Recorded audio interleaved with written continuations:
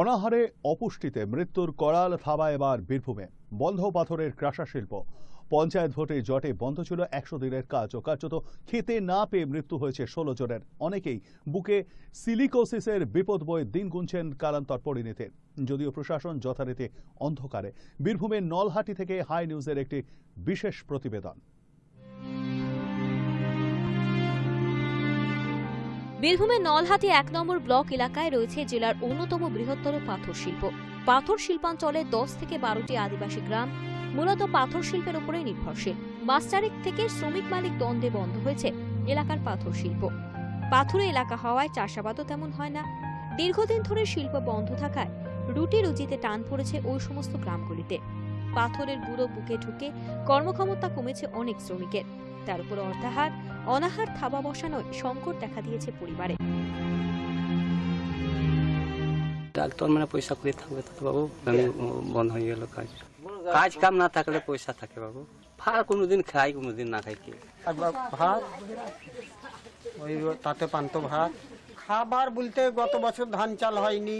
পাহাড় করছিলাম রাজু সিং চেয়ারম্যানের, বন্ধ। অনাহারে অর্থাহারে মৃতের সংখ্যা 16। এক নজরে দেখে নেব মৃতের তালিকা। হাবু মুর্মু, বয়স 37 বছর, কাঁটা পাহাড়ির বাসিন্দা। মোথা সোরেন, বয়স 42, কাঁটা পাহাড়ির বাসিন্দা। জোসেফ হেমব্রম, বয়স 30, কাঁটা পাহাড়ির বাসিন্দা। কাকলি মুর্মু, বয়স 47, কাঁটা পাহাড়ির বাসিন্দা। যতন সোরেন, বয়স 35 বছর, কাঞ্চননালায় থাকতেন। বাবলু সোরেন, বয়স 52, কাঞ্চননালার বাসিন্দা। বাবুলাল টুডু, বয়স 45, বাড়ি মুরগাডাঙ্গায়। অঞ্জলি হেমব্রম, বয়স 56 বছর, বাড়ি কালীপুরে। বাহামণি টুডু, বয়স 37 বছর, কালীপুরের বাসিন্দা। মন্ত্রী টুডু, বয়স 40 বছর, কালীপুরের বাসিন্দা। দুলাল টুডু, 46 বছর বয়স, কালীপুরের বাসিন্দা। গোবিন সোরেন, 47 বছর বয়স, শালডাঙ্গার বাসিন্দা। বর্ষণ মুর্মু, বয়স 51, গোবরাজিলির বাসিন্দা। নির্মল সোরেন, বয়স 36, গোবরাজিলির বাসিন্দা। লিশুরাম মার্দি, বয়স 40, চন্দননগরের বাসিন্দা। দিদিমণি হাসদা, বয়স 32, লক্ষণমারার বাসিন্দা। অর্থাভাবে অনেকেই আত্মহত্যার পথ বেছে নিচ্ছেন। কেউ ভাতের ফ্যান কিংবা তালের শ্বাস খেয়ে দিন কাটাচ্ছেন। শীর্ণকায় শরীরে চলার ক্ষমতাটুকু হারিয়ে ফেলেছেন অনেকেই। কেউ আবার বুকে সিলিকোসিস রোগ নিয়ে মৃত্যুর দিন গুনছেন।